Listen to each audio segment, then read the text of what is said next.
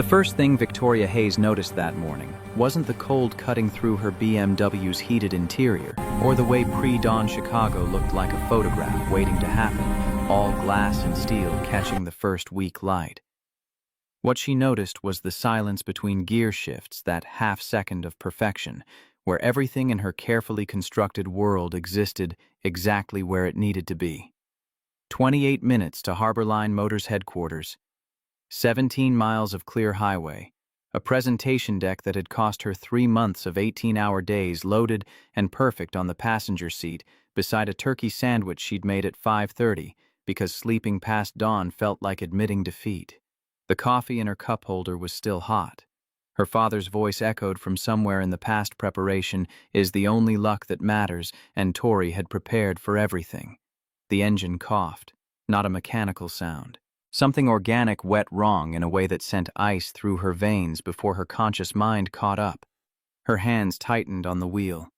She'd heard that sound exactly once before in her father's old Buick outside Toledo when she was 16, right before it left them stranded in the rain for 6 hours while he tried to fix it with a Swiss Army knife and pure stubbornness. No. The word came out sharp, a command the universe had no intention of obeying. Not today. The BMW coughed again. This time the whole car shuddered like something vital had just quit, and the dashboard erupted in a Christmas display of warning lights, yellow-red symbols she'd never seen in 3 years of immaculate maintenance. The engine stuttered, caught, stuttered again, died. Power steering went first. The wheel turned to lead in her hands as she wrestled the vehicle toward the shoulder, adrenaline spiking hard enough to taste copper. No acceleration, no response from the pedal, just momentum and gravity, and the sick certainty that everything she'd built was about to collapse because of a machine that had chosen this exact moment to betray her. Gravel crunched under the tires as she coasted to a stop on the shoulder of I-90 semis, blowing past at 70 miles an hour, their wake rocking the BMW like a toy. For 5 full seconds, Tori just sat there, gripping the wheel hard enough to leave marks staring at the dashboard like she could restart it through sheer force of will. Didn't work. She turned the key. Nothing. Turned it again. The engine didn't even try, just a clicking sound, pathetic and final. 26 minutes. The Harborline boardroom was still 17 miles away, tucked into the gleaming tech corridor in Schaumburg. Even if she called a rideshare right now, even if one materialized instantly out of the frozen November morning, she'd be cutting it too close. The board didn't wait.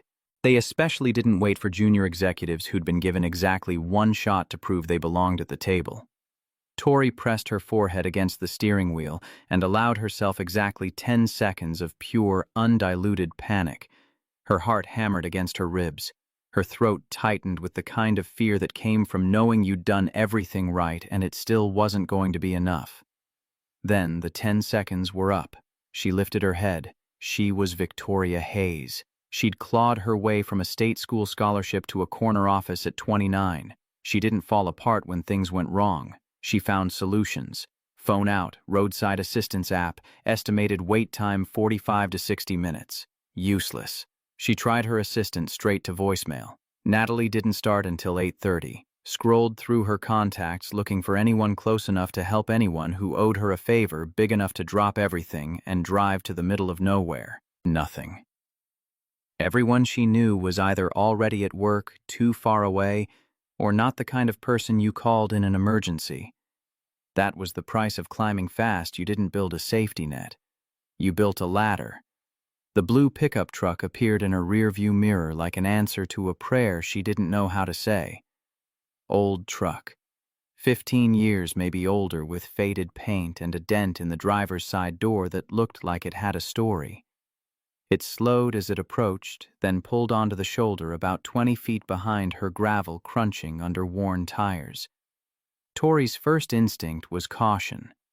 Woman alone on a highway at 7:30 in the morning, she'd seen enough news stories to know that not every good Samaritan had good intentions. But desperation recalculates risk, and right now she didn't have the luxury of being picky. The driver's door opened. A man stepped out. Tall, broad-shouldered in a way that came from work rather than a gym. Mid-30s dark hair that needed a trim. Flannel shirt layered over thermal jeans that had seen better days, work boots with the kind of wear that spoke of years, not months. But it was his hands Tori noticed first, stained with grease that no amount of scrubbing would ever fully remove. The kind of permanent marking that came from a life spent working with engines and metal and things that didn't forgive mistakes. He walked toward her car, slowly, hands visible movements, deliberate and non-threatening. When he got close enough, he tapped gently on the window. Tori hesitated for half a second, that primitive calculation of threat versus need, then lowered it. Morning. His voice was quiet, steady, the kind of voice that didn't waste words. Saw you pulled over. You okay? Car died. She tried to keep the edge of panic out of her tone and failed. Just died. I have somewhere I need to be in 26 minutes, and I don't. She stopped herself. He didn't need her life story. The stranger glanced at the BMW, then back at her. Something in his expression shifted recognition maybe, or professional assessment. Mind if I take a look? Do you know cars? The question came out sharper than she intended. He didn't seem offended, just smiled slightly, something flickering in his eyes that might have been amusement.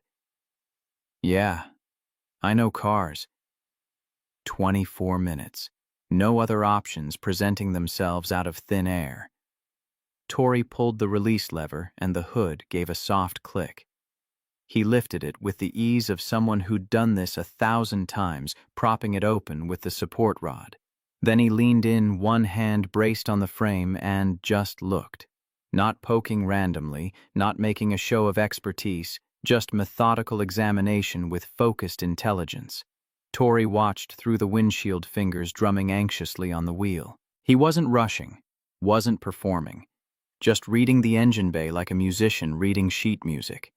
His eyes moving with the kind of pattern recognition that suggested this was more than a hobby. After maybe 60 seconds, he straightened and walked back to her window. When's the last time you had the battery terminals cleaned? She blinked. I don't know. The dealership handles all the maintenance. He nodded like that told him everything he needed to know about her relationship with machines, the kind of person who paid other people to understand the things that kept her moving. Your battery's fine, but the connection's corroded, not getting clean flow to the starter. He gestured toward his truck. I've got tools, can clean it off. How long will that take? 10 minutes, maybe less. 22 minutes until the meeting. If he could really fix it in 10, she could still make it. She'd be sweating, her hair would be a disaster, but she'd be there. Please. The word came out more desperate than she intended. I'll pay you whatever you want. He shook his head. Don't worry about it. He walked back to his truck and returned with a toolbox that looked older than the vehicle itself. Tori watched as he pulled out a wire brush, a wrench, some kind of cleaning solution in a small bottle. Then he went to work. She'd never paid much attention to how cars actually functioned. They were tools, appliances, things that either worked or didn't. But watching this stranger move through her engine bay with quiet confidence, she found herself oddly mesmerized. Every movement was deliberate. No wasted motion. He loosened the terminal clamps with practiced efficiency, brushed away the white-green corrosion with careful strokes, wiped everything down with a rag that was already beyond saving. Try it now. Tori turned the key. The engine turned over once, twice, then caught. The dashboard light stabilized. Relief hit her so hard she actually felt dizzy. Then the engine stuttered. The RPMs dropped sharply. The whole car coughed like a drowning man coming up for air and finding water instead. No, come on. It died again. The stranger was already back under the hood before she could say anything. His expression different now, more focused. A small crease between his eyebrows that suggested he'd just encountered something that didn't fit the expected pattern. 19 minutes. She could feel the opportunity slipping away second by second. Even if he got it running right now, she'd hit traffic. She'd arrive flustered, unprepared, off her game. The board would see it in her face before she said a word, but there was nothing else to do but wait. He was muttering to himself, too quiet for her to hear, but she could see his lips moving, running through possibilities, diagnosing in real time. He pulled out his phone and used the flashlight to peer into a space she couldn't see, checking connections deeper in the system. 15 minutes. How's it looking? She tried to keep her voice steady. Fuel pump relays toast. He didn't look up. That's why it keeps dying. Battery issue was just the first symptom. Can you fix it? Long pause. Long enough that Tori felt her stomach drop to somewhere around her ankles. Not here. You'd need a replacement part. So that was it. Stranded. Game over. But I can bypass it. She blinked. What? Temporary fix. Won't last forever, but it'll get you where you're going. How temporary? Should hold for a day, maybe two. You'll need to get it into a shop after that. 13 minutes. Tori made the calculation in half a second. Do it. Please. He nodded and went back to his truck. This time he returned with a small coil of wire and what looked like electrical connectors. Tori had no idea what he was doing as he spliced into the wiring harness, his fingers moving with practiced speed, twisting connections and securing them with electrical tape. But she could see the concentration on his face, the kind of focus that came from someone who'd solved problems like this 100 times before. The sandwich sat on her passenger seat. Turkey and Swiss on wheat bread made at 5:30 that morning when sleep still felt optional. She'd planned to eat it between meetings, fuel to get through the afternoon. Looking at it now, it seemed like the least she could offer. The stranger twisted 2 wires together, secured them carefully, tucked everything back into place. Try it. She turned the key expecting nothing. The engine roared to life. Smooth, steady, no stuttering. The dashboard looked normal except for one small light suggesting she get the engine checked soon, which under the circumstances felt like a problem for future Tori. Oh my God. She could barely get the words out. You did it. He closed the hood and walked back to her window, wiping his hands on that same destroyed rag. It'll hold, but don't push it. Get it looked at today if you can. 11 minutes. She was already shifting into drive mind racing through the fastest route, calculating whether she could shave 2 minutes by taking the service road. How much do I owe you? Nothing. I can't just, you saved my entire career, I have to give you something. Don't need anything. He started walking back toward his truck, and Tori felt something crack open in her chest this stranger had given her, back her future, and wanted nothing in return, not even acknowledgement, and she couldn't let him just disappear. Wait. She grabbed the sandwich from the passenger seat and leaned out the window. Then take this. Turkey and Swiss. I made it this morning. You need it more than I do. He paused, turned back. For the first time, something shifted in his careful expression. Walls cracking just slightly, something almost vulnerable underneath. He looked at the sandwich like it was precious. You sure? Positive. It's the least I can do. He took it carefully, holding it with both hands like it might break. Thanks. Tori reached into her bag and pulled out a business card, pressing it into his grease-stained hand. The embossed letters caught the morning light. Victoria Hayes Strategic Development, Harbor Line Motors. If you ever need anything, call me. I mean it. He glanced at the card, then slipped it into his shirt pocket without reading it. Hope your meeting goes well. Then he turned and walked back to his truck. Tori didn't wait to see him drive away. She was already accelerating back onto I-90, heart-pounding adrenaline burning through her veins like jet fuel. 9 minutes to make a 17-mile drive. She was going to do it if it killed her. The boardroom at Harbor Line Motors occupied the entire 23rd floor, with floor-to-ceiling windows offering a panoramic view of Chicago's suburbs sprawling toward the horizon. On a normal day, Tori loved this room. It represented everything she'd worked for. Power, influence, the ability to shape decisions that affected thousands of people. Today, it felt like a guillotine. She burst through the doors at 9:07, wind-blown blouse, wrinkled from gripping the steering wheel with white-knuckled intensity. 12 board members turned to stare with varying expressions of irritation and curiosity.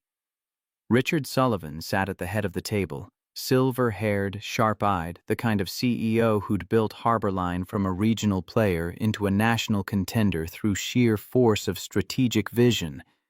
He raised one eyebrow. "We were beginning to think you'd reconsidered." Tori willed her voice to sound calm instead of like she'd just sprinted from the parking garage. "Car trouble on the highway, it's handled." She set her bag down with hands that were only slightly trembling, pulled out her laptop, connected it to the presentation system. The familiar ritual of preparation gave her 3 seconds to center herself, to push down the adrenaline and find the version of Victoria Hayes who belonged in this room. "Shall we begin?" The next 45 minutes were a blur of slides and data points of fielding sharp questions from executives who'd been doing this since before she was born. Garrett Hastings, early 40s board member, with the kind of old-guard skepticism that treated innovation like a personal insult, leaned forward around minute 30. "Ambitious timeline. You're certain about these thermal projections?" Tori met his eyes without flinching. "I've stress-tested every assumption. We can deliver." She'd spent 3 months living with these numbers, had built contingencies had war-gamed every possible objection, and somewhere around minute 35, she felt the shift in the room. The skeptical expressions softening into genuine curiosity, the pointed questions becoming engaged discussion. Richard leaned forward in his chair, and Tori knew she'd hooked him. When she clicked to the final slide, silence filled the boardroom for 3 full seconds. Then Richard smiled. "Well," he glanced at his watch, "that was worth waiting 7 minutes for." Laughter rippled around the table, and Tori felt the tension drain from her shoulders like water through a broken dam. "The partnership proposal is approved pending legal review." Richard's voice carried the weight of finality. "But I think I speak for everyone here when I say this is exactly the kind of forward-thinking strategy Harborline needs."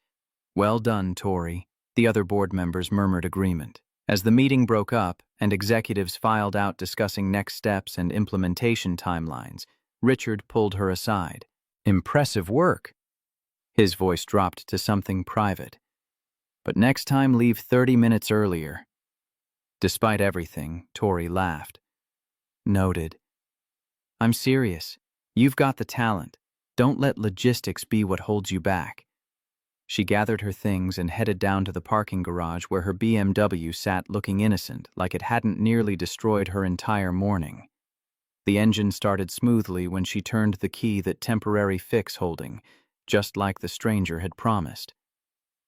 Tori sat there for a moment, hands on the wheel, adrenaline finally starting to fade into exhaustion.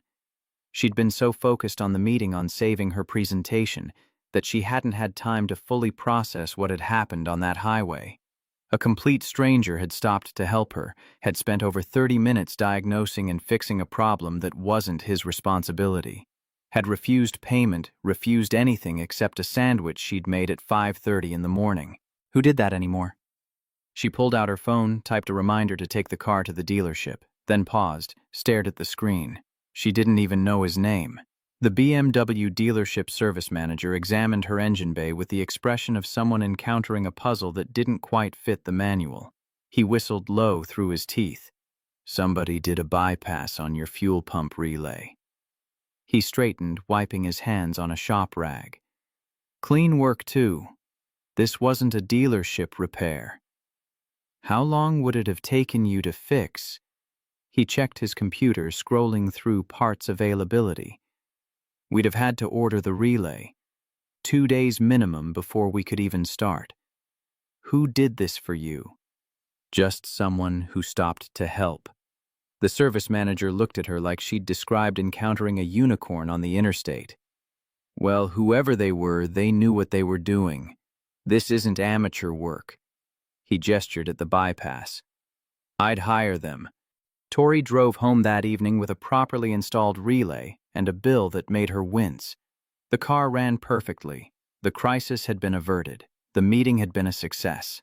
Her career was still on track. She should have been celebrating. Instead, she sat in her pristine downtown condo, all glass and chrome, and carefully curated emptiness, staring out at the Chicago skyline, thinking about grease-stained hands and a quiet voice and someone who'd refused money but accepted a sandwich like it was worth more than gold. Her laptop sat on the coffee table. After 20 minutes of trying to focus on emails and failing, she opened a search engine. Typed mechanic Chicago fuel pump bypass. Nothing useful. Generic results about repair shops and mobile services. She tried BMW relay repair roadside. Still nothing that helped her find one specific person who'd been in one specific place at 7:30 that morning. Tori stared at her business card on the desk. The embossed letters caught the lamplight. Victoria Hayes Strategic Development Harbor Line Motors. He had her contact information. If he ever needed anything, he knew how to reach her. The question was, would he? She fell asleep that night with her phone on the nightstand, wondering if a stranger who refused payment would ever call to collect on gratitude he didn't seem to want. 3 days passed like water through fingers. Tori threw herself into work partnership implementation, legal review coordination, supplier negotiations, the kind of high-stakes project management that had earned her the VP track in the first place. She didn't think about the stranger on the highway. That was a lie. She thought about him at odd moments, waiting for her coffee to brew, stuck in traffic, lying awake at 3 in the morning when her brain refused to shut off. But she didn't dwell on it. There was a difference. Friday evening found her working late in her office, the executive floor mostly empty except for the ambient hum of the building's climate control. The city sprawled beyond her window. Millions of people living their lives in those glowing rectangles of light, and she knew exactly none of them beyond their professional utility. Her phone rang. Unknown number. She almost declined. Telemarketers and spam calls had trained her to ignore anything without a contact name, but something made her answer. "This is Victoria Hayes." Silence on the other end, long enough that she almost hung up. Then, "Hi, this is probably weird, but you gave me your card a few days ago on I-90. Tori's breath caught. She knew that voice, quiet, careful with words, the same tone that had said, "I've got tools," like it was the simplest thing in the world. "I remember." Her professional mask slipped just slightly. "Is your truck okay?" A pause, then something that might have been a laugh. "Truck's fine. I'm actually calling because, okay, this is going to sound strange, but I wanted to say thank you for the sandwich." Tori blinked at her computer screen. "You called to thank me for a sandwich you already thanked me for. It was a really good sandwich." Despite everything, the stress, the exhaustion, the 3 months of 18-hour days, she smiled. It was turkey and Swiss on wheat, nothing special. It was lunch. His voice carried something deeper than the words. "I hadn't eaten breakfast, was going to skip lunch too. I usually do when I'm working. But that sandwich, I don't know. It mattered." The admission hung in the air between them, vulnerable in a way that suggested he didn't usually share things like this with strangers. "I'm glad it helped." Tori found herself leaning forward in her chair phone, pressed closer to her ear, like proximity might tell her more about this man who helped people and skipped meals. "I also wanted to apologize for not introducing myself properly that morning. I was focused on the repair. Anyway, I'm Marcus. Marcus Reed." "It's nice to officially meet you, Marcus." She could hear him breathing on the other end, not nervousness exactly, but the sound of someone who wasn't used to phone conversations with strangers who gave them business cards. "Can I buy you dinner?" The words came out before she'd fully thought them through. Properly this time, not just handing you a sandwich on a highway. Long silence. Long enough that Tori started composing the polite backpedaling in her head. "You don't have to do that." "I know. I want to." She kept her voice steady. "You helped me when you didn't have to. And I'm curious how you knew to fix that relay when my dealership said it would take 2 days. Another pause. She could almost hear him considering weighing options. Okay.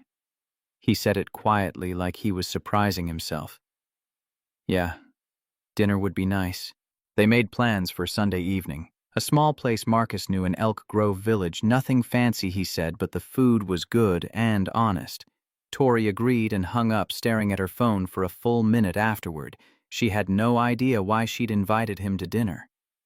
Professional courtesy. Simple curiosity. The nagging sense that a man who bypassed fuel pump relays on highway shoulders shouldn't be eating turkey sandwiches because he skipped too many meals. All of the above, probably. She packed up her laptop and headed home, realizing for the first time all week that she was smiling. Mama Rose's family kitchen occupied a corner of a strip mall in Elk Grove Village, the kind of place you'd drive past 100 times without noticing. Vinyl booths the color of old Coca-Cola signs. A jukebox in the corner playing Motown. The smell of something cooking that reminded Tori of Sunday dinners. She'd never actually had her childhood, had been frozen meals and microwave popcorn, her father too busy with his Mustang restoration to notice what constituted nutrition. She arrived 15 minutes early, which was unlike her. Spent an embarrassing amount of time in her car, deciding if dark jeans and a cashmere sweater was too casual or trying too hard, ultimately settling on the fact that Marcus had seen her wind-blown and desperate on a highway shoulder, so anything was an improvement. His truck pulled into the parking lot at exactly 6 o'clock. He'd made an effort too, she could tell. Clean flannel shirt with actual creases like it had been ironed, no visible grease stains on his hands. Hair freshly trimmed, but the work boots were the same, broken in and comfortable, like he'd drawn a line between presentable and pretending to be someone else. Hi. He walked over with that same quiet confidence she remembered from the highway. Up close, she could see details she'd missed before, gray eyes that looked tired but kind, a scar along his jawline that had faded to silver calluses on his palms when he shook her hand. Found the place okay? GPS is a miracle of modern technology. Tori smiled. Thanks for meeting me. Thanks for the invitation. Inside, the owner greeted them, a woman in her 60s with warm eyes and an accent that suggested English was a second language learned well, but not first.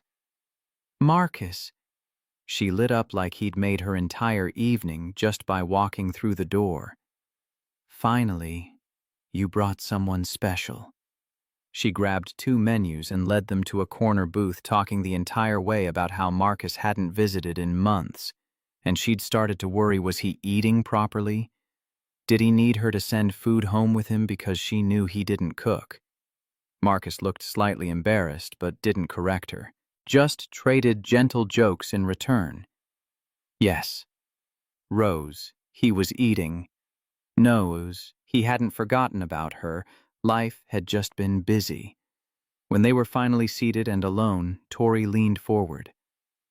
She seems to really care about you. Rose has known me since I moved to the neighborhood. He stopped. Reset. After my wife passed. Sarah. 4 years ago. The information landed like a stone in still water. Tori felt the ripples spread outward, rearranging everything she'd assumed about this man. I'm sorry. Thanks. He changed the subject with the smoothness of someone who'd had this conversation too many times. What about you, Chicago native? Ohio originally? She let him redirect, recognizing the boundaries being set. Came here for work, never left. They ordered. Rose insisted on the meatloaf, special mashed potatoes and green beans like your mama used to make, she said, which was hilarious because Tori's mother had never made anything more complicated than boxed mac and cheese. But she didn't correct it. The conversation found its rhythm. Marcus asked about her work, what it was like in corporate America. Tori found herself telling him things she didn't usually share, how lonely it could be at the top. how exhausting it was to always be proving herself worthy of the space she occupied. I used to work on engines with my dad. The admission surprised her. Old Mustang he was restoring. He never let me touch it, said girls would break things, so I taught myself everything about cars just to prove him wrong. Marcus smiled. Small, but genuine. Did it work? He died before I could show him. Tori took a sip of water. Heart attack when I was 20, but I made it to the automotive industry anyway, so there's that. That's impressive. Engineering background, business side. But I know enough to be dangerous. She met his eyes across the table. What about you? You clearly know your way around an engine. He was quiet for a moment, that same careful consideration she'd heard on the phone. Used to work in the industry. Detroit mostly. Design work for the big three. Long time ago. Tori felt something click into place, the surgical precision under her hood, the way he'd diagnosed the problem in seconds, the confidence that came from years of professional expertise. Wait, you're an engineer. Was. He emphasized the past tense. Not anymore. Before she could ask what happened, his phone buzzed on the table. His entire demeanor changed, shoulders tensing, jaw tightening, the relaxed version of Marcus vanishing behind walls she couldn't see. I'm sorry, I need to take this. He was outside before she could respond, phone already at his ear. Through the window, Tori watched him pace the parking lot, freehand running through his hair in a gesture that spoke of stress or worry or both. Rose appeared at the table with a knowing expression. Everything okay? I think so. He got a call. Ah, probably his daughter. Rose started clearing their appetizer plates. Maya. 8 years old, sweet as sugar. Usually stays with the neighbor when Marcus goes out, but she gets nervous sometimes. His daughter. The information rearranged everything again. Wife dead 4 years ago. 8-year-old daughter. Engineering career in Detroit. Somehow abandoned. A whole life she knew nothing about. He's a good father. Rose patted Tori's shoulder. Best man I know. Sarah would be proud of how he's raised that little girl alone. You're lucky he stopped for you that day. Marcus returned 5 minutes later, looking apologetic and tired. I'm sorry about that. My daughter was worried because I wasn't home yet. She's staying with Mrs. Din. Chen next door, but she gets anxious when routines change. He pulled out his wallet. I should probably head back. Of course. The evening felt unfinished, like a story interrupted mid-sentence. But Tori understood. An 8-year-old who'd lost her mother got nervous when her father didn't come home on time, and that took priority over meatloaf and getting-to-know-you conversation with a woman he'd met once on a highway. They argued briefly over the bill before Marcus paid in cash enough to cover the meal and a generous tip for Rose. In the parking lot, standing between their vehicles, Marcus looked at her with something complicated in his expression. I know I didn't talk much about myself. It's not that I don't trust you, you don't owe me your life story. Tori kept her voice gentle. We barely know each other. Right. Yeah. He looked relieved. But if you want to know each other better, maybe we could do this again sometime when I don't have to run off in the middle of dessert. I'd like that. They exchanged phone numbers properly this time, and Tori watched him drive away in his old truck before getting into her BMW. She sat there for a moment, processing the evening, trying to understand why she felt simultaneously satisfied and unsettled. Marcus Reed was a good man. That much was obvious. Kind, skilled, devoted to his daughter. But there was something underneath all that, something he was carrying, that made him stop for strangers on highways and refuse payment and work odd jobs instead of engineering for the big three. She wanted to understand what that something was.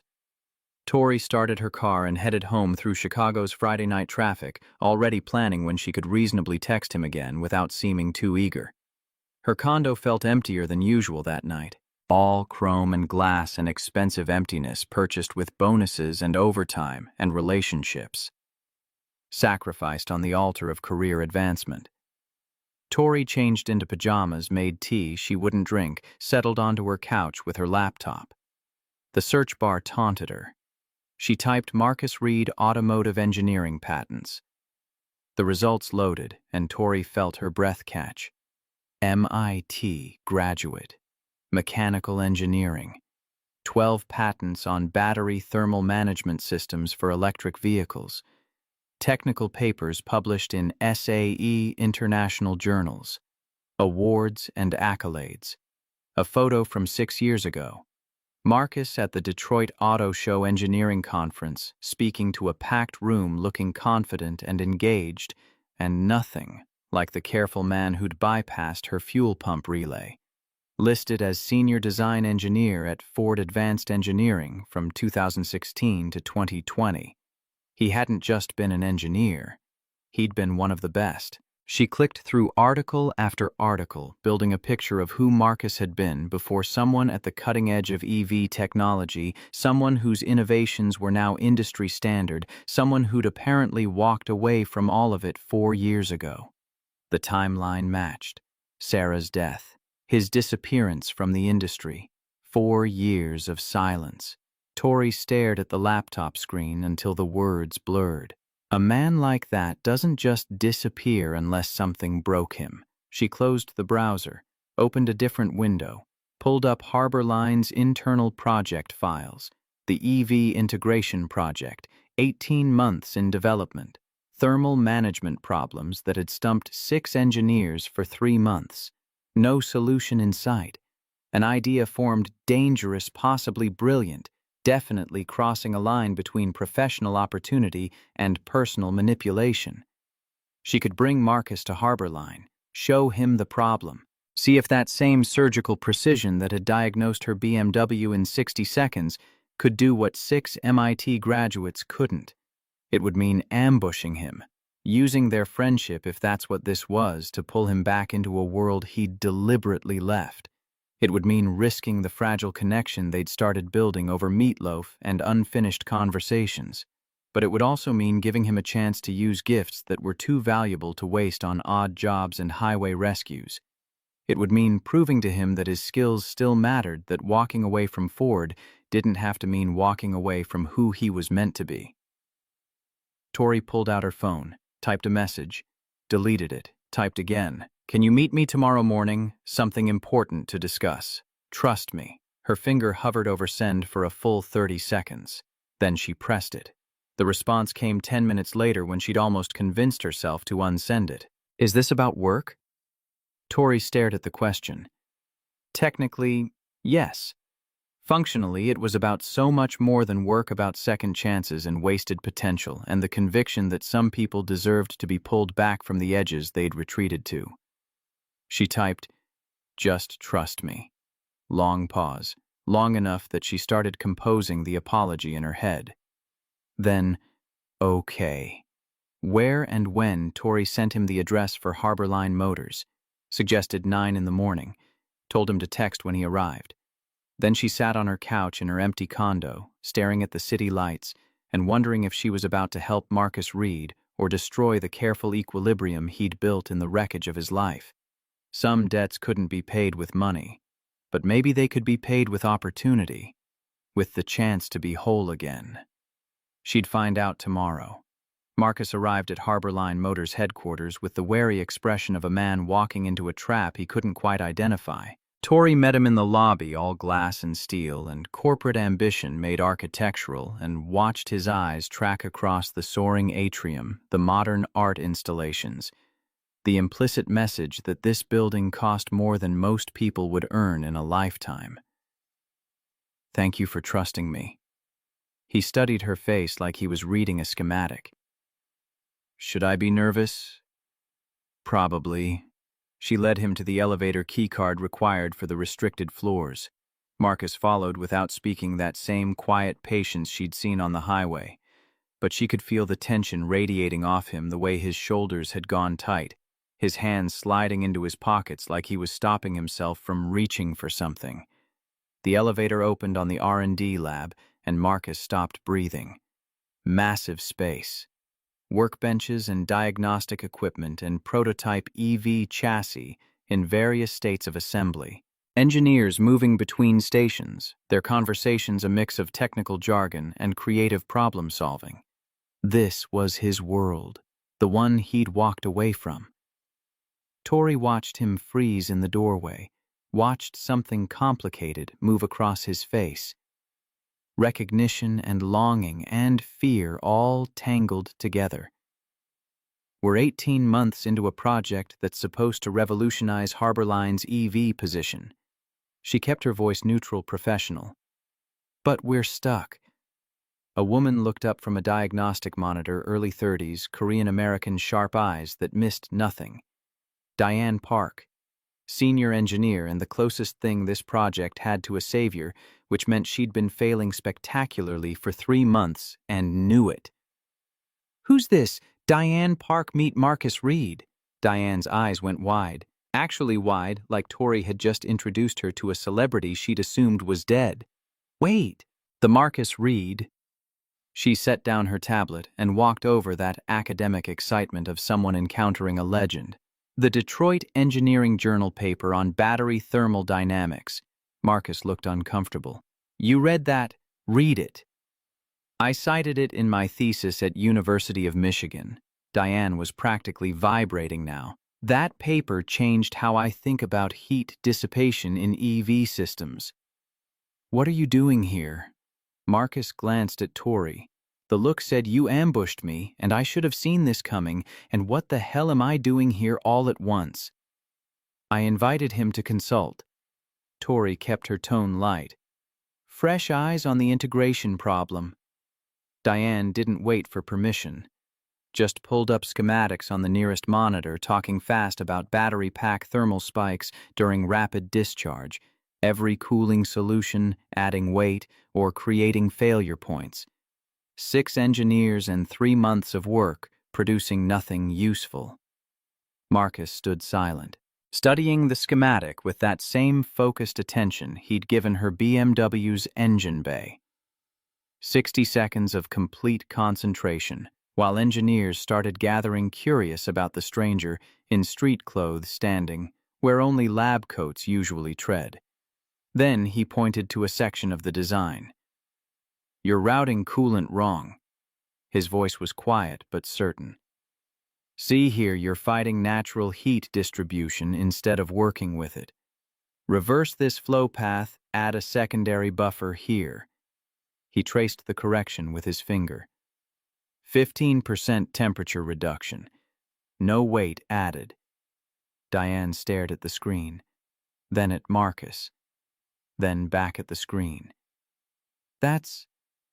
She turned to the engineer standing next to her. "Why didn't we see that?"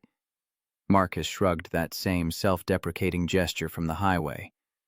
"You're too close to it. Been staring at this design for months. You see what you expect instead of what's actually there.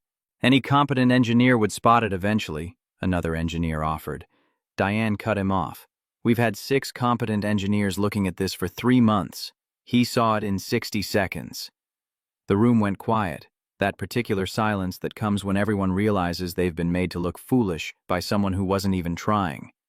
Marcus looked distinctly uncomfortable with the attention, glanced at Tori like, "Can we leave now? And you knew this would happen, and I don't belong here anymore." Richard Sullivan appeared in the lab doorway. Tori's stomach dropped. She hadn't planned this, hadn't anticipated that the CEO would be monitoring security cameras on a Saturday morning, hadn't considered that bringing an unauthorized consultant into the restricted R&D floor might trigger executive interest. Richard walked toward them with the measured pace of a predator who'd already won. Silver hair, sharp suit even on the weekend, eyes that could read a balance sheet or a person with equal precision. "Mr. Reed," he extended his hand. "I don't believe we've been introduced." Marcus sat in Richard Sullivan's office, panoramic city view furniture that cost more than his truck, and tried to remember how to breathe in rooms like this. Tori had positioned herself by the window, carefully neutral, while Richard asked him to explain the thermal solution in detail. It started as a simple explanation, became an interrogation. 20 minutes of technical discussion where Richard tested every assumption, probed every claim, pushed back on conclusions to see if Marcus actually understood what he was suggesting or had just gotten lucky. The questions were sharp, designed to expose weakness. Marcus answered them all. He couldn't help it. This was what he'd been trained for, translating complex engineering concepts into language that board members and executives could grasp, making the invisible visible through analogy and clarity. He'd forgotten how good he was at this, how much he'd missed the particular satisfaction of watching comprehension dawn in someone's eyes. Richard leaned back in his chair when they finished studying Marcus with an expression that suggested he'd just discovered something valuable. "Mr. Reed, I'd like to offer you a consulting position. 3 months part-time work from home when possible." He named a rate that made Marcus's throat tight. "Considerably higher than staff positions. You'll report to Tori on the EV integration project." The offer hung in the air like smoke. Marcus could feel Tori watching him, could feel the weight of expectation pressing down on his chest. This was what she'd wanted, what she'd planned when she sent that cryptic text message asking him to trust her. "I have a daughter." The words came out harder than he intended. "She's my first priority. Non-negotiable." Richard didn't even blink. "Understood. We're not asking for 60-hour weeks. Strategic intervention when and where it matters most." "I need to think about it." Marcus stood, that fight-or-flight instinct screaming at him to get out of this office, away from the temptation of being useful again. "Talk to my daughter. Can I call you Monday?" Richard handed him a business card. "My direct line. Take all the time you need."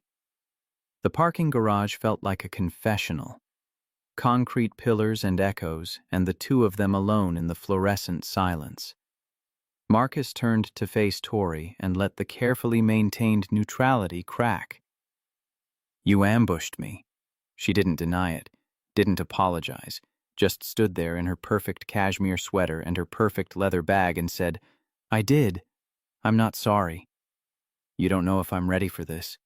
His voice stayed level through sheer force of will. "What if I fail? What if I fall back into old patterns?" "You won't.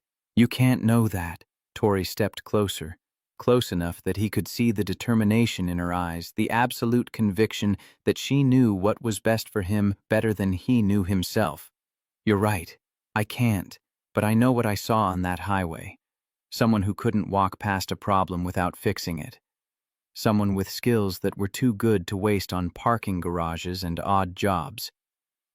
Those skills nearly cost me everything." "No." Her voice went sharp. "Working 80-hour weeks cost you, not the skills themselves, and you're not that person anymore." The truth of it hit like a fist to the sternum. She was right. He wasn't the man who'd missed Sarah's symptoms because he was too busy chasing the next patent, the next breakthrough, the next validation from people who didn't matter. He'd rebuilt himself from ash and guilt into someone who showed up for Maya, who put her first, who chose presence over prestige. But standing here in this parking garage, feeling the pull of that lab upstairs like gravity, he didn't know if he could trust himself not to slip. "Why does this matter so much to you?" Tori took a breath, seemed to be choosing her words carefully. "Because when you stopped on that highway, you reminded me there are still people who help without expecting anything in return. You became someone I actually look forward to talking to. Someone real in a world that feels increasingly fake." She paused. "If I can give back even a fraction of what you gave me a chance to use your gifts while still being Maya's father, then it matters. You matter to me, as a friend." The last word landed with strange weight. Friend. Like she was drawing a boundary even as she crossed every other line by bringing him here. Marcus searched her face, trying to understand what she wanted from him, what this actually was. "I'll call you Monday." He moved toward his truck.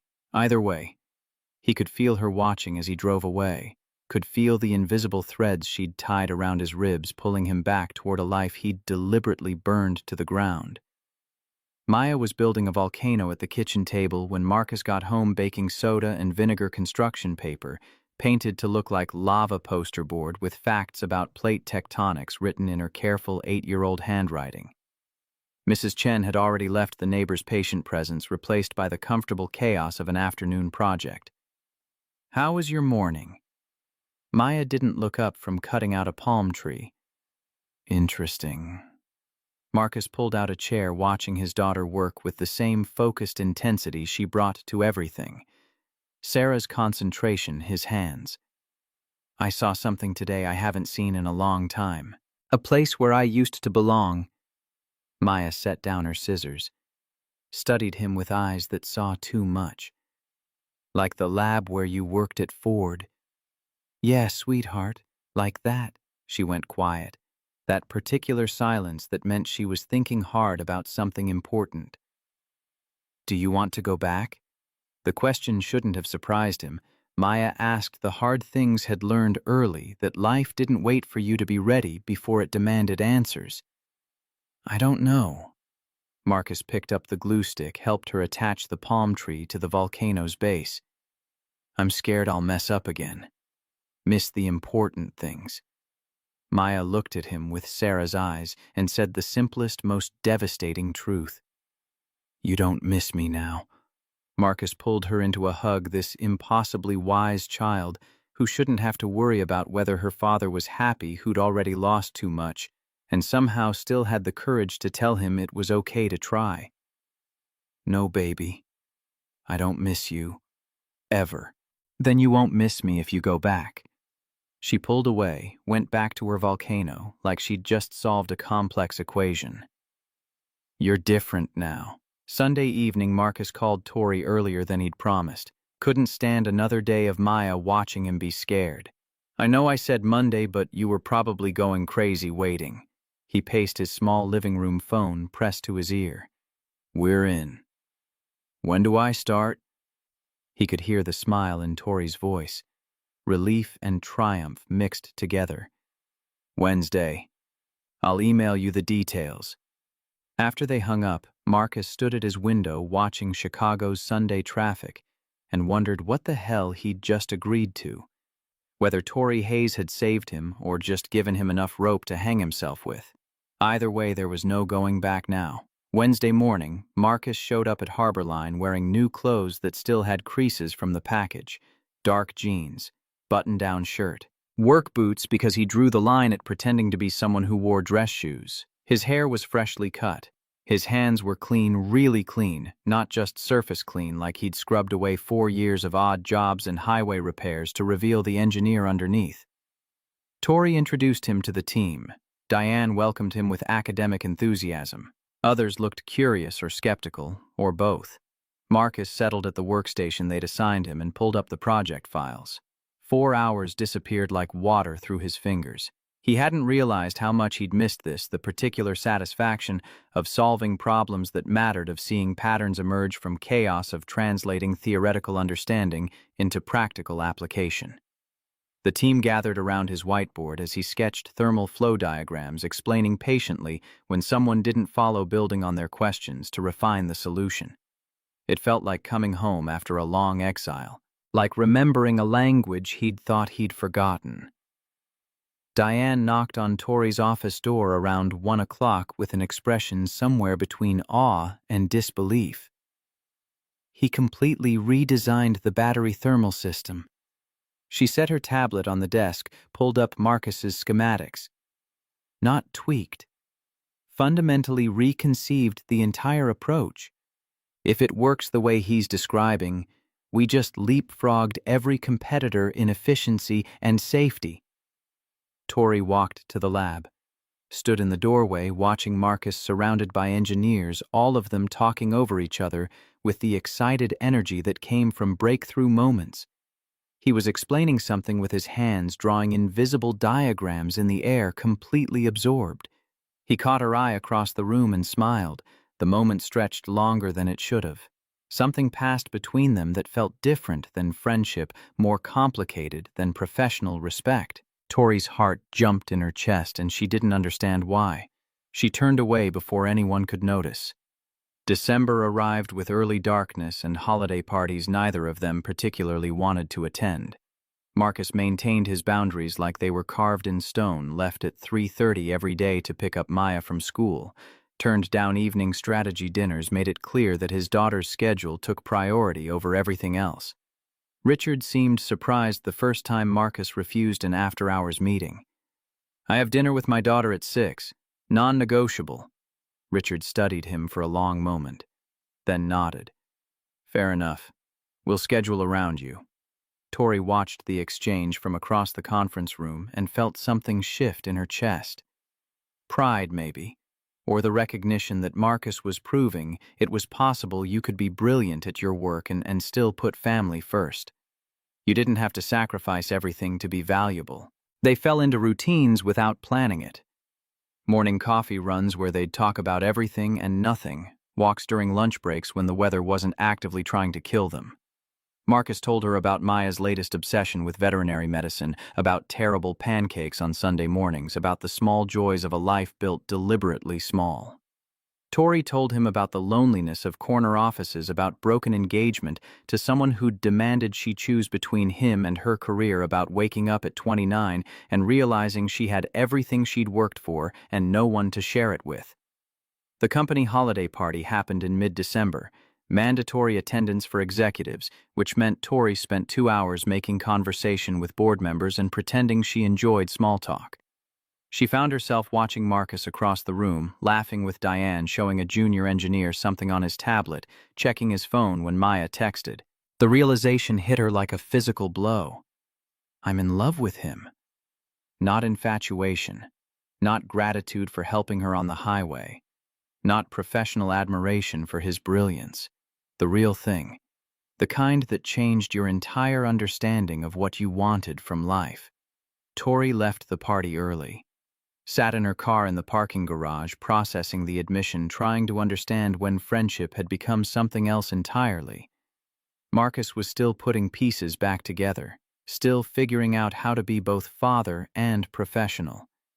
He didn't need her feelings making everything complicated. He needed stability. Friendship, support, not romantic pressure from someone who'd already changed his entire life. She could manage this, be professional, keep her distance. He never had to know. 2 weeks later, Marcus called about Maya's science fair. His voice carried that particular awkwardness of someone asking for help they weren't sure they deserved. "This is going to sound weird, but would you maybe want to come as a friend? For moral support. She's been working on this volcano project and she's nervous." Tori found herself saying yes before she'd fully considered what it meant stepping into his life beyond Harborline's walls, meeting the daughter, who was the reason for every boundary he maintained. Saturday morning at Lincoln Elementary, the gymnasium transformed into a maze of student projects, solar systems, and plant growth experiments, and Maya's baking soda volcano with hand-drawn posters about plate tectonics. Marcus introduced them carefully. "Maya, this is my friend Tori from work." Maya studied Tori with disconcerting intensity. 8 years old, going on 30, dark curly hair like her mother. Eyes that evaluated without judgment. "You're very pretty." Tori smiled.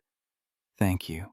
I hear you're building a volcano." What followed was 45 minutes of helping Maya fix a drooping poster, discussing veterinary school requirements, like they were talking to a college student, watching Marcus watch his daughter with such obvious love that Tori felt something crack open in her chest.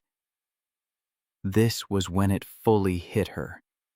Not just Marcus the engineer, not just Marcus the man who'd saved her on a highway. Marcus, the father. Marcus choosing to build a life around someone else's needs. Marcus being the kind of parent Tori's father had never been. Walking to the parking lot after Maya between them, the little girl looked up with devastating directness. "Are you going to be my dad's girlfriend?" Marcus went rigid. "Maya," Tori felt her face heat. "We're friends, sweetie." "Oh, okay." Maya seemed to consider this. "But you're nice, and Daddy smiles when he talks about you." "That's enough." Car. Now. Maya ran ahead, leaving them standing in awkward silence. I'm sorry. Marcus looked mortified. She's direct. She's wonderful. Tori meant it. You're doing an amazing job with her. Their eyes met. Something unspoken passed between them. Recognition maybe, or possibility, or the acknowledgement that boundaries were harder to maintain than either of them had anticipated. Tori drove home alone and cried in her car. Because she loved him. Loved Maya, and could never tell him either thing without destroying the careful equilibrium they'd built. Monday morning, a man stepped out from behind a pillar in Harbor Line's executive parking garage. Garrett Hastings. Board member. Early 40s with the kind of polished ruthlessness that came from years of hostile takeovers and corporate warfare. Mr. Reed, moment of your time. Marcus followed him to an empty conference room, instinct screaming that this wasn't a friendly conversation. Garrett opened a briefcase, slid a document across the table. I've been impressed with your work. Very impressed. He leaned back with the confidence of someone who'd already won. I represent investors in Apex Motors. We're developing a competing EV platform. This is a consulting offer, $500,000 for 6 months of your expertise. Marcus looked at the number. More than he'd made in 4 years combined. Enough to give Maya everything private school college fund at University of Michigan security he couldn't provide fixing parking garages. You're asking me to leave Harbor Line? We're asking you to make the smart financial choice. You have a daughter to think about. Marcus slid the document back across the table like it was contaminated. I'm not for sale. Garrett's expression hardened. You should reconsider. Life is expensive. Loyalty doesn't pay tuition. Maybe not. Marcus stood. But I can look my daughter in the eye when I tuck her in at night. Can you... He left before Garrett could respond. But the threat was clear in the way the older man watched him go. This wasn't over. Late afternoon, Marcus found Tyler Brooks struggling at a workstation. 23, fresh from University of Illinois African-American kid with talent and crippling imposter syndrome written all over his face. What's wrong? Tyler didn't look up. This thermal coupling calculation. I've run it 6 times. Keeps giving impossible results. I'm not smart enough for this. Marcus pulled up a chair, looked at the work with the same patience he'd given Tori's BMW. You're making one small assumption error. Here, he pointed. But the real issue isn't the math. It's that you're ready to give up. Tyler started to protest, and Marcus cut him off. My father taught me something when I was about your age working on his Chevy in the garage. He said the best solutions come from the worst frustrations. When you want to quit, that's when you're closest to breakthrough. He walked Tyler through the correction, watched the solution emerge, saw the moment comprehension and pride replaced doubt. Thank you. Tyler's voice was quiet. I want to be like you someday. Marcus felt something shift in his chest. Legacy. Not just patents or papers or innovations that would outlive him, but passing knowledge forward to someone who'd pass it forward again. You'll be better. You're already asking the right questions. After Tyler left, Marcus sat alone, realizing he was building something that mattered beyond thermal management systems. Something that would last. 2 months into their new roles, Tori started pulling away. She didn't mean to, didn't plan it. But loving Marcus while pretending she didn't was exhausting in ways she hadn't anticipated. So she skipped morning coffee, stopped responding to texts immediately, avoided eye contact in meetings. Marcus noticed. Of course he noticed. He cornered her in the parking garage one evening when most of the building had emptied out his expression somewhere between hurt and confusion. What's going on with you? Tori deflected. Nothing. Just maintaining professional boundaries. Since when have we needed professional boundaries? He stepped closer. You've been pulling away for weeks. If I did something wrong, tell me. You didn't do anything wrong. Then what? His voice cracked slightly. Because I can't keep guessing. Can't keep wondering if you regret bringing me here if you're done with our friendship now that we're colleagues. The words hit like physical blows. Because he thought she regretted him. Thought she was pulling away because she'd gotten what she wanted, a brilliant engineer to solve her problems, and didn't need him anymore. That's not... Her voice broke. I can't do this anymore. Do what? The question hung between them. All the space for honesty she'd been avoiding. Tori felt her walls crumbling. 2 months of hiding, of lying, of pretending she only cared about him professionally. She was so tired. I'm in love with you. The admission came out raw. I've been in love with you since December, maybe longer. And I know the timing is terrible. I know you don't feel the same way, but that's what's wrong. Seeing you every day and pretending I only care about you as a colleague is breaking me apart. Silence. Long enough that Tori wanted to run to take it back to pretend she'd never said anything. Marcus stared at her like she'd spoken a language he didn't understand. You think I don't feel the same way? Tori's breath caught. What? You think I stopped by your office 5 times a day for work reasons? He moved closer. Texted you photos of things that made me think of you because we're colleagues. I've been terrified of saying anything because you're the person who gave me my life back. I didn't want to ruin that by admitting that somewhere along the way, friendship stopped being enough. He was inches away now, close enough that she could see the gray flecks in his eyes, could count his heartbeats in the pulse at his throat. I'm in love with you, Tori. Have been for months. The confession rearranged everything. All her careful planning, all her professional distance, all her certainty that he could never want her the way she wanted him. Marcus cupped her face with hands that still carried calluses from years of honest work.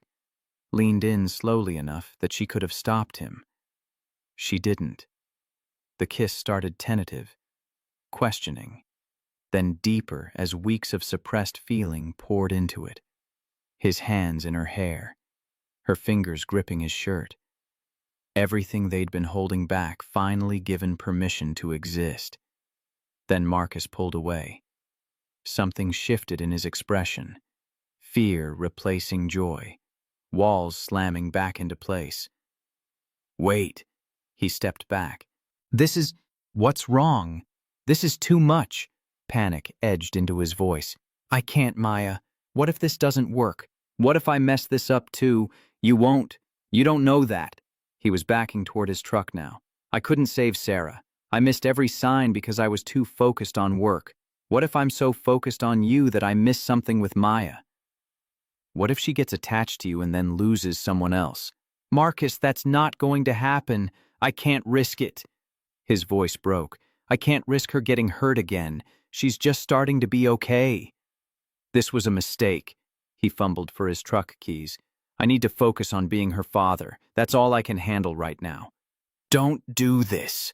Tori heard the desperation in her own voice. We can figure it out together. I'm sorry. I can't. He drove away. Left her standing alone in the parking garage, hand pressed against the pillar for support, watching his taillights disappear. The kiss still burned on her lips. His confession still echoed in her ears. I'm in love with you. But he'd chosen Maya over her. Chosen safety over risk. Chosen to run rather than trust that maybe possibly they could make this work. Tori slid down the pillar until she was sitting on cold concrete. Let herself cry for the first time in years. Not elegant tears. The ugly, gasping kind that came from having hope and losing it in the span of 5 minutes. She'd gotten exactly what she deserved. Had pulled Marcus back into a world he'd left, had inserted herself into his life, had fallen in love without permission. And now, she had nothing. Natalie found Tori at her desk the next morning, looking like she'd fought a war and lost. No makeup to hide the evidence, blouse wrinkled, coffee untouched and cold. What happened? Tori told her everything. The words came out flat, emotionless, like she was reporting quarterly earnings instead of describing her heart breaking in a parking garage. Natalie pulled her into a hug that Tori didn't know she needed until it was happening. He's scared. Give him time. He made his choice. Tori's voice stayed steady through sheer force of will. I have to respect it. Even if it's the wrong choice. Especially then. Natalie's phone buzzed. Her face went white. Tori, you need to see this. The business news website loaded on Tori's screen. TechCrunch. Headline in bold: Harbor Line execs workplace romance raises ethics questions. The article detailed everything. Her hiring Marcus. Their relationship. Anonymous sources clearly: Garrett raising concerns about favoritism. Conflicts of interest. The appearance of impropriety. An ethics complaint had been filed with the board. Tori read it twice, felt something cold settle in her stomach. This was Garrett's revenge. Marcus had refused the bribe, so now the board member was destroying them both. Richard summoned her to his office within the hour. Did you know about this? He held up his tablet showing the article. We weren't together when I hired him. Tori kept her voice professional despite the panic clawing at her throat. Feelings developed later. Garrett's calling for an emergency board session. Richard's expression was unreadable. He wants one of you to resign. That's insane. Marcus earned his position. I know that. But optics matter. He sat down heavily. The board will demand answers. The emergency session happened that afternoon. Production timeline review as the official cover, but everyone knew what this was really about. Garrett used every opportunity to attack questioned whether they could trust critical decisions to someone hired under questionable circumstances. Reminded everyone that Marcus's last position at Ford had ended abruptly when personal life interfered. What happens when this relationship fails? Garrett's voice carried across the boardroom. Do we lose our CTO and our VP? Tori defended herself with facts. Marcus didn't report to her. They hadn't violated any policies. But she could see board members murmuring uncomfortable with the optics, even if the ethics were technically sound. Garrett played his final card. I propose we require Mr. Reed to present his complete thermal integration strategy to this board. Solo. No backup from Ms. Hayes. He smiled without warmth. If he can prove his worth independent of this relationship, perhaps we can move forward. It was a trap. Humiliate Marcus publicly. Force him to quit rather than face the scrutiny. Unless Ms. Hayes would prefer to resign herself. Save us all the awkwardness. I'm not going anywhere. Tori met his eyes across the table. Then let's see what Mr. Reed is truly capable of. Tomorrow morning, 9 a.m. Be prepared to defend your life's work. Tori called Marcus after the meeting, heard the exhaustion in his voice when he answered. We have a problem. Garrett leaked our relationship to the press, filed an ethics complaint. The board is demanding you present tomorrow solo. He's trying to force you out. Long silence on the other end. Marcus, I'm here. He sounded defeated. This is my fault. I should never have... Don't! Her voice went sharp. This is Garrett being a vindictive bastard because you wouldn't take his bribe. Not your fault. She could hear him breathing, processing. I'll be there tomorrow. After they hung up, Tori sat in her office staring at the city lights and wondering if she'd destroyed Marcus by bringing him back to this world. Whether her conviction that he deserved a second chance had just cost him everything. Marcus paced his kitchen that evening while Maya did homework at the table. She watched him with those two knowing eyes. What's wrong, Daddy? Remember Tori from the science fair? I like her. I like her too, but some people think it's wrong that I have feelings for her. They think I only got my job because of her. Maya set down her pencil. But that's not true. You're really smart. You help people. The simple faith in her voice made his throat tight. I know, baby, but sometimes the truth doesn't matter as much as what people think.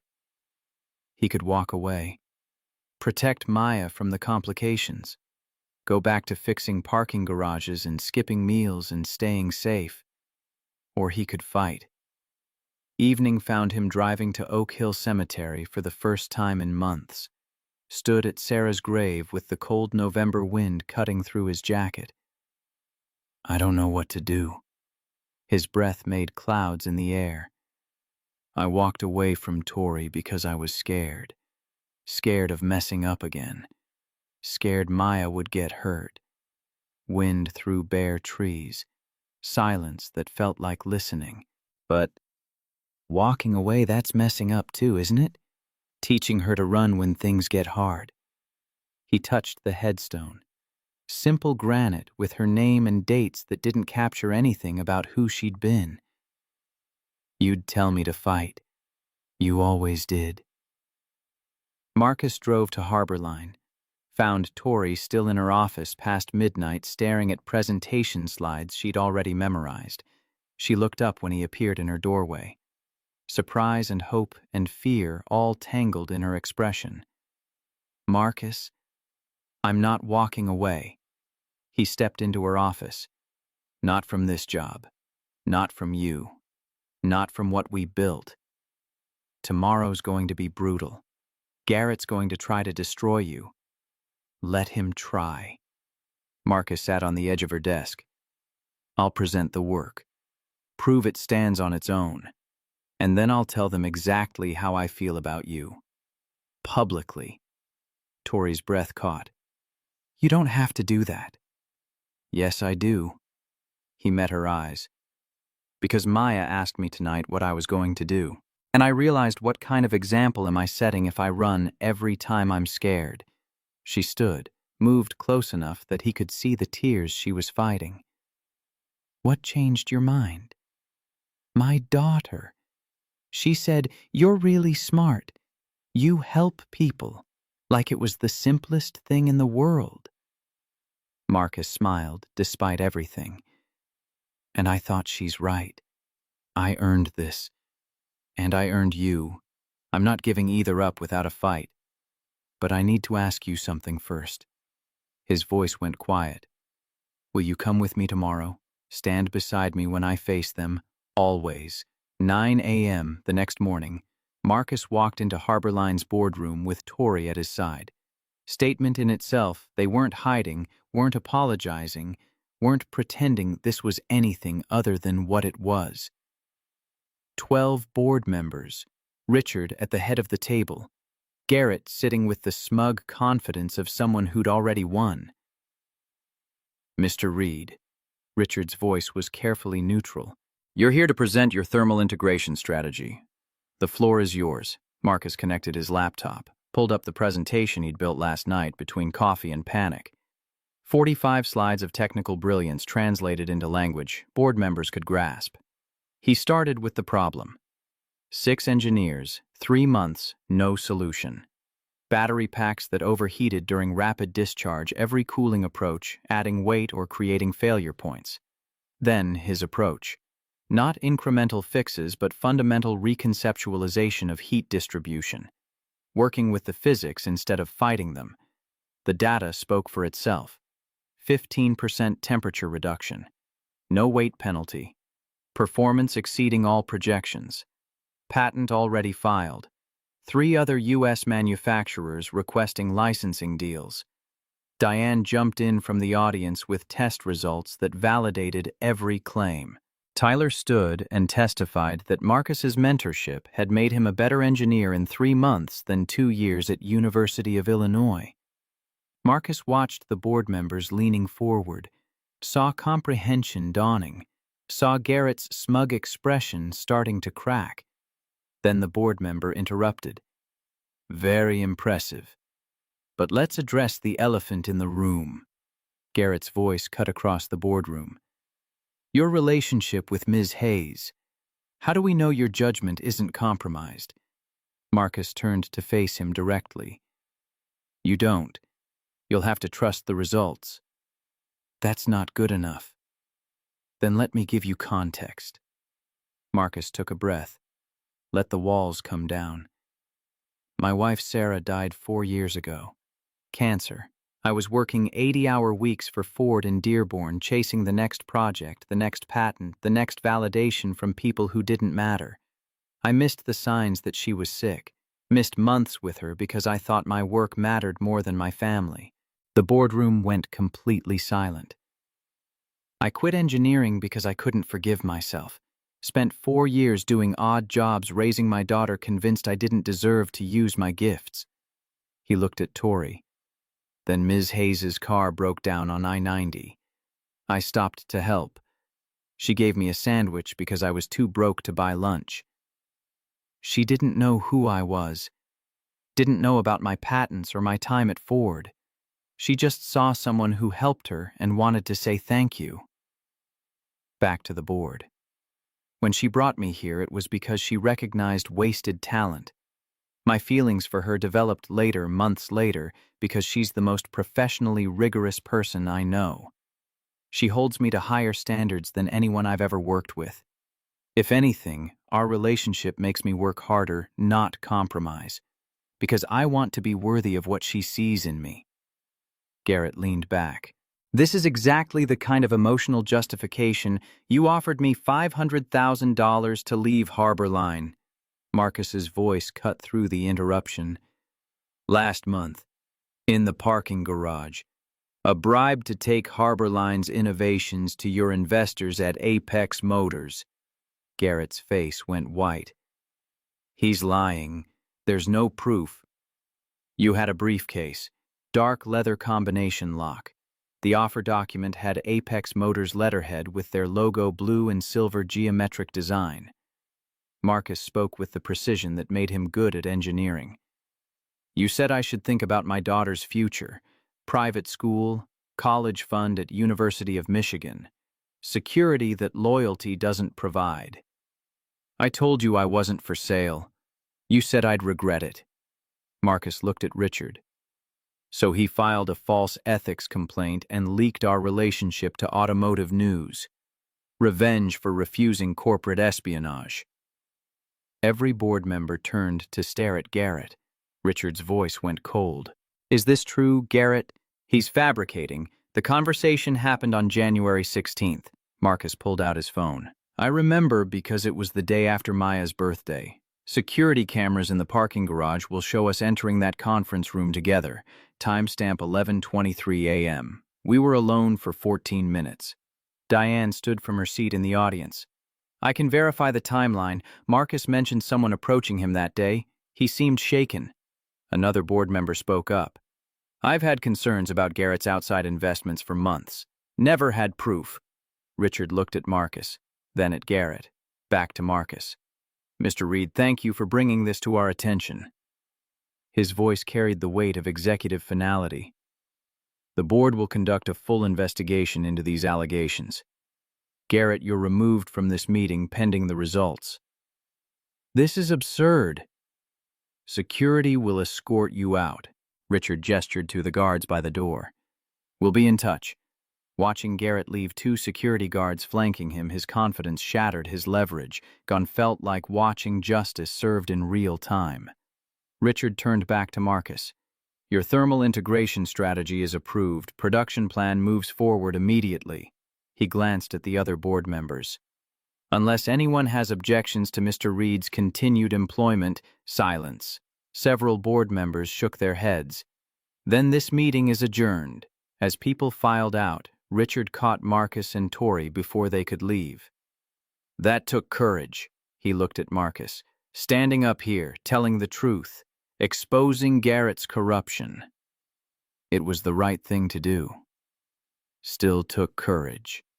Richard extended his hand. Welcome to Harborline, Mr. Reed. Permanently this time. 2 weeks later, Marcus stood in his small apartment kitchen trying to cook chicken and failing spectacularly. Smoke detector going off, Maya laughing. Tori rescuing the situation with competence that made him grateful and slightly embarrassed. You're better at cooking than Daddy, Maya announced this like a revelation. "The bar is very low, sweetie." They ate dinner together, the three of them, plus the chaos of an 8-year-old who asked 100 questions and had opinions about everything. After Tori helped Maya with her drawings while Marcus cleaned up watching them bent over the sketchbook together. Elephants and dogs and cats rendered with careful detail. Dreams of veterinary school discussed like they were talking to a college applicant instead of a third grader. Bedtime found Marcus tucking Maya in that familiar ritual of checking under the bed for monsters and making sure her water glass was full. "I like Tori, Daddy. She's nice." "Yeah, baby. She makes me happy." Maya went quiet. That particular silence that meant she was thinking about something important, like Mommy did. Marcus felt tears start, didn't try to hide them. "It's okay to be happy again, Daddy."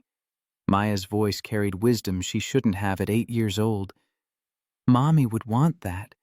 She told me once that she wanted you to smile even when she was gone." Marcus pulled her into a hug and let himself cry. Really cry. Not the careful tears he'd rationed out over 4 years of grief. "You remember that?" "I remember some things, like how she smelled like vanilla, and how she sang off-key, and how she loved you. I miss her so much." "Me too." Maya hugged him tighter. "But I think she'd like Tori, and I think she'd want us to be happy." They cried together. Father and daughter holding on to each other while letting go of the fear that happiness meant forgetting.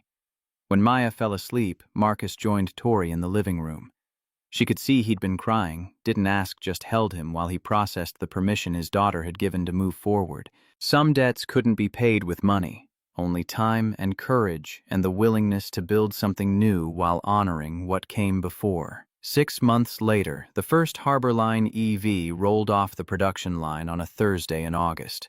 Marcus stood with the engineering team watching the vehicle's diagnostic readouts, thermal management, performing flawlessly, battery efficiency, exceeding projections, every system green across the board. Tyler appeared at his elbow with a tablet. "Patent application for the secondary cooling buffer just got approved. They're listing you and me as co-inventors." Marcus looked at the young engineer who'd gone from doubting himself to filing patents in 6 months. Legacy wasn't just about what you created, it was about who you helped become. "You did the hard work on that design. You earned it. You taught me how to think about the problem differently." Tyler's voice was quiet. "That conversation in January about not quitting when it's hard, I think about that every time I hit a wall now." That afternoon, Marcus and Tori presented at Cobo Center in Detroit. Industry conference packed with engineers and executives, all of them curious about Harbor Line's breakthrough thermal system. Halfway through the Q&A session, a young woman raised her hand. Her voice shook when she spoke. "I've been thinking about leaving the industry because I couldn't figure out how to be both a good engineer and a good mother.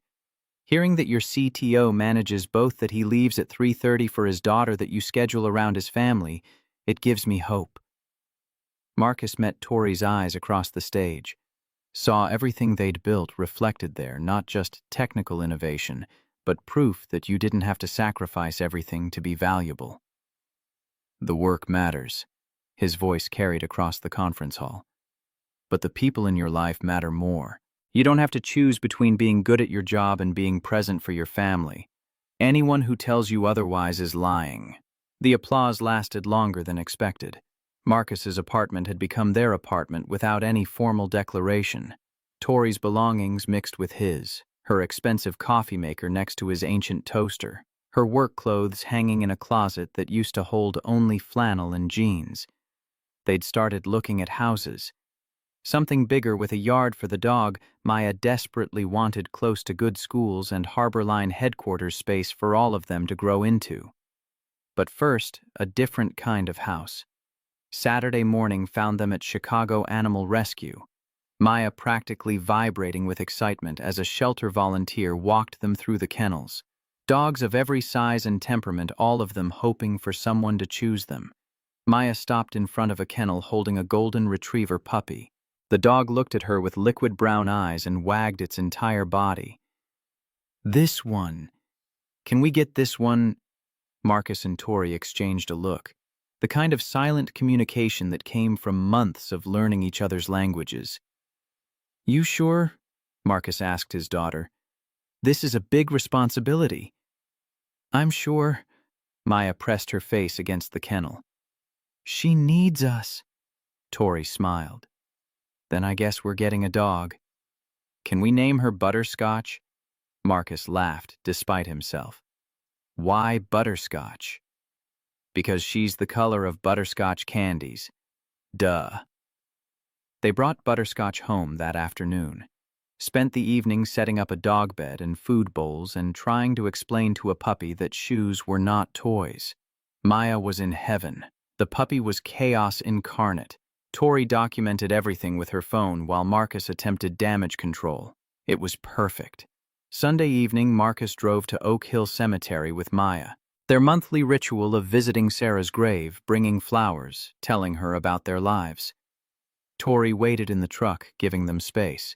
This was their time, their connection to someone who'd shaped both of them and deserved to be remembered.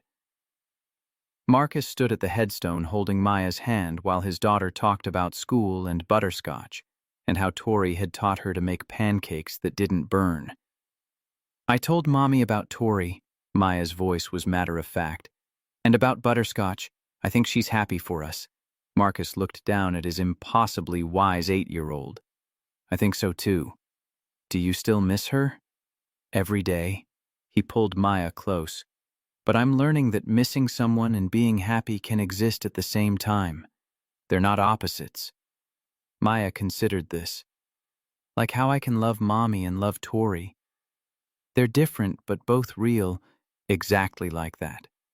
They stood in comfortable silence for a while. Then Maya squeezed his hand. I'm ready to go. Tori's probably getting cold. Back at the truck, Tori had the heat running. She smiled when they climbed in, Maya in back, Marcus in the passenger seat, for once letting Tori drive them home. Good visit. Yeah. Marcus reached over and took her hand. Really good. The house they found was in a quiet neighborhood 20 minutes from Harbor Line. 3 bedrooms, fenced yard, good school district. Room for Maya to grow up, for Butterscotch to run, for all of them to build something that looked like family. They moved in on a Saturday in October. Friends from Harbor Line showed up to help Diane directing traffic, like a military operation, Tyler carrying boxes twice his size to prove he could, Richard surprising everyone by appearing with coffee and donuts for the volunteers. By evening, the furniture was arranged and the boxes were mostly unpacked, and Maya was running through the house with Butterscotch, both of them discovering new spaces to explore. Tori found Marcus standing in the backyard staring at the sky. You okay? Yeah. He pulled her close. Just thinking about how different life looks than it did a year ago. Better different or worse different? Better. Definitely better. He kissed the top of her head. Though I never thought I'd own a house with someone who has more degrees than I do and makes me look bad at cooking. You make yourself look bad at cooking. I'm just present for the disasters. They stood together watching the sunset paint the sky in shades of orange and pink. Maya's laughter drifted from inside the house. Butterscotch barked at something only puppies could see. Marcus thought about the morning his life had changed. BMW broken down on I-90. 26 minutes to save a stranger's career. A sandwich that meant more than money. Everything had spiraled out from that moment. Professional resurrection. Falling in love. Learning that second chances were real if you had the courage to take them. Thank you. He said it quietly. For what? For stopping me from staying small. For seeing something in me I couldn't see in myself. He turned to face her. For not letting me hide. Tori smiled. You did the same for me. Reminded me that success without connection is just expensive loneliness. We're quite the pair. Yeah. She kissed him. We really are. 1 year after Tori's BMW died on I-90, Marcus picked her up before dawn. Drove to the exact spot where they'd met, pulled onto the shoulder where her perfect morning had fallen apart, and his life had started coming back together. The November air was cold, wind cutting through their jackets, déjà vu so strong it felt like time folding in on itself. "This is where we met." Marcus stated the obvious because he didn't know how else to start. "I know. I've thought about that morning so many times." He turned to face her, pulled a small box from his jacket pocket. "I talked to Maya first. She helped pick it out. Said it needed to be pretty but not too sparkly because you're practical." Tori started crying before he even opened the box. "I know people will say it's fast. 9 months officially together, a year since we met. But I also know I want every morning, even the terrible pancake mornings with you." He opened the balm, simple diamond on a silver band, elegant and understated. "Every evening listening to Maya's stories with you. Every moment of this messy, beautiful life with you. Victoria Hayes, will you marry me?" She was laughing and crying at the same time. "Yes. God, yes. 1,000 times yes." He slid the ring onto her finger, kissed her while cars rushed past on I-90, none of them stopping because there was no emergency here. Just two people who'd saved each other building a future on the shoulder where they'd first met. Some coincidences weren't accidents. Some strangers changed everything. And sometimes the fastest way forward was letting someone see you. Really see you broken and brilliant and worthy of a second chance. Tori pulled back enough to look at him. "Can I tell you something? Anything." "That morning when my car died, I thought my whole world was ending. Missed presentation, failed career, everything I'd worked for disappearing." She touched his face. "But it was really the morning everything started. The morning I stopped building a life alone and started building one that mattered." "Same." Marcus smiled. "I was so focused on staying safe, on not risking anything, that I'd forgotten what it felt like to actually live." "What changed?" "You did. You saw someone on the side of a highway and decided they were worth saving." He kissed her again. "Best decision you ever made." "Second best." Tori held up her hand, the ring catching the early morning light. "This is the best." They drove away from the highway shoulder in Marcus's old blue truck, the same vehicle that had pulled over on a cold November morning to help a stranger. Maya was in the back seat with Butterscotch, both of them singing off-key to whatever was playing on the classic rock station. In the rearview mirror, Marcus could see his daughter laughing, could see Tori's hand resting on his arm, the engagement ring solid and real, could see the life they'd built from broken pieces and second chances and the courage to believe that people deserved to be whole. Sarah would have liked this, would have liked Tori, would have wanted him to be happy instead of haunted. He'd carry her memory forward not as weight but as foundation. The love that taught him what family meant, the loss that taught him what mattered, the grief that made him value every moment of joy when it finally came again. The truck merged onto I-90, heading toward their new house, toward pancakes that would probably burn, toward a future they were building together one imperfect morning at a time. Marcus reached over and took Tori's hand. She squeezed back, and they drove toward home.